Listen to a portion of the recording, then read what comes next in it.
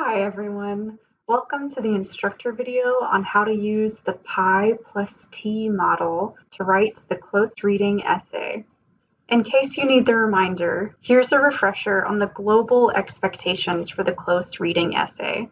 The final draft of this essay should be between 1,000 and 1,200 words, and it should be composed of an introductory paragraph, support paragraphs, and a conclusion paragraph.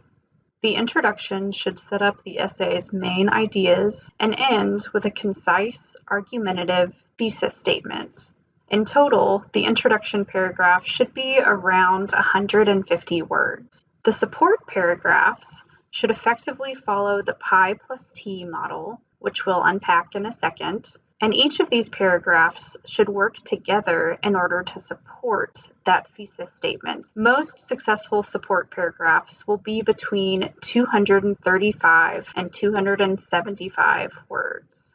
You want to make sure that your support paragraphs are long enough that they contain sufficient textual evidence and a thoughtful explanation. However, you don't want them to be so long that they create a block of text for your reader that's difficult for them to get through. The close reading essay should end with a conclusion paragraph that emphasizes the paper's main ideas and explains why those ideas should matter to the reader. Like the introduction paragraph, your conclusion paragraph will probably be around 150 words.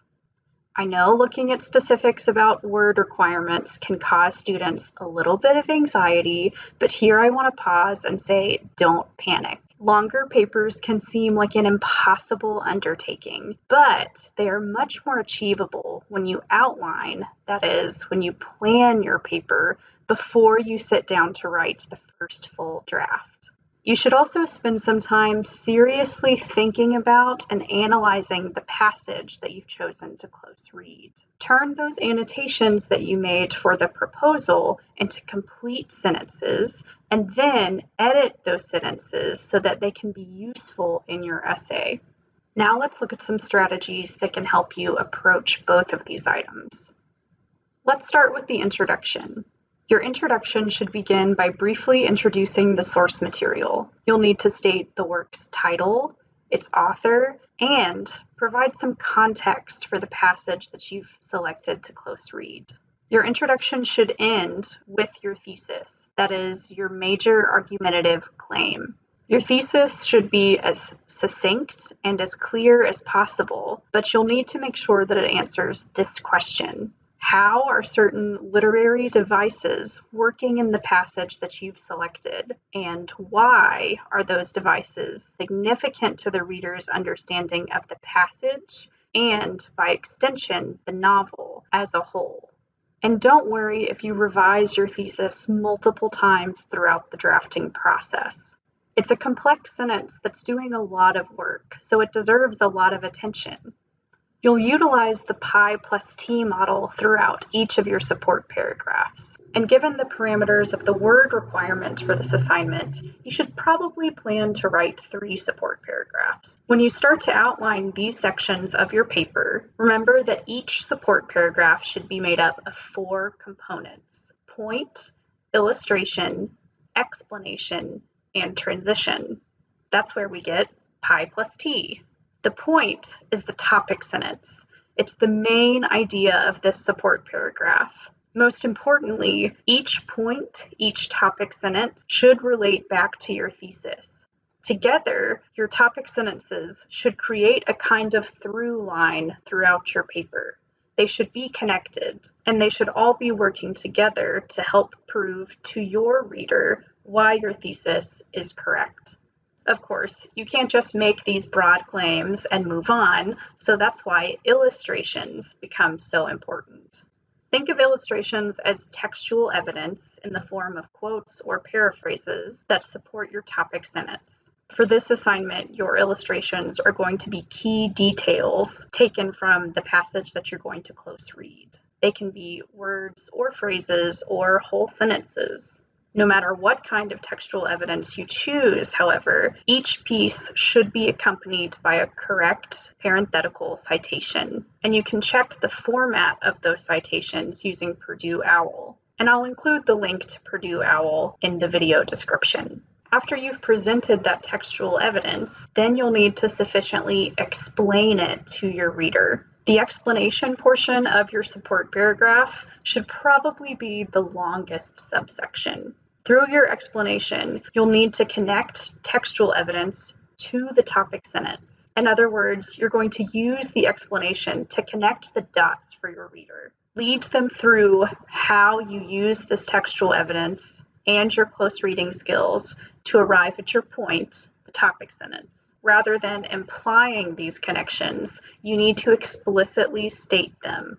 After you've effectively explained your analysis of the textual evidence, then you'll need to transition to the next paragraph. Think of the transition as a bridge from one main idea to the next, from one support paragraph to the next support paragraph's topic sentence. Following the PIE+T model is a foolproof way to make sure that each support paragraph is functioning in the way that you need it to function.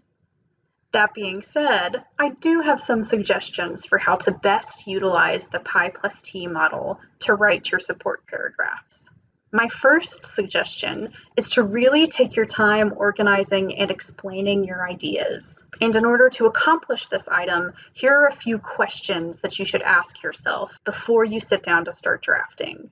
How do you want to organize your thoughts? For example, will each paragraph provide examples of a particular literary device, or will each paragraph tease out multiple readings of the same word, sentence, detail, etc.? Alternately, will you combine these approaches? Whichever approach you choose, you should include multiple pieces of evidence to support your topic sentences. Your reader might not be convinced of your topic sentence, and by extension, your thesis, if you only have one piece of textual evidence to support your claim.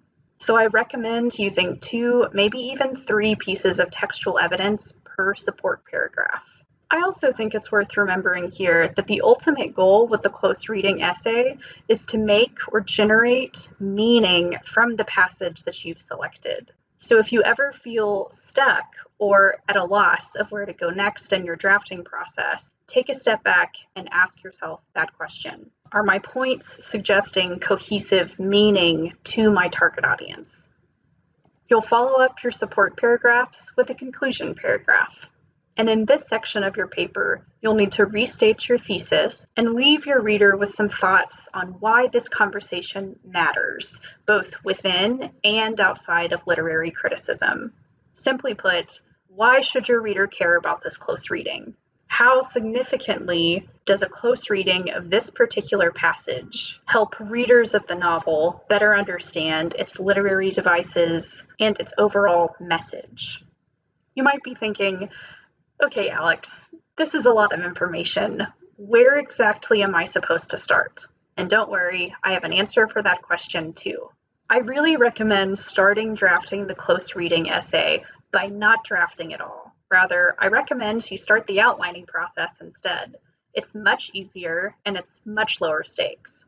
But it gives you the opportunity to zoom out and look at your project as a cohesive piece before you dive into the details. So start with the main ideas. Sketch out your introduction, your topic sentences, and your conclusion, and then build the scaffolding from there. Thanks for watching, and if you have any questions at all, feel free to email me at ande1204@purdue.edu. Thanks, that's all for now.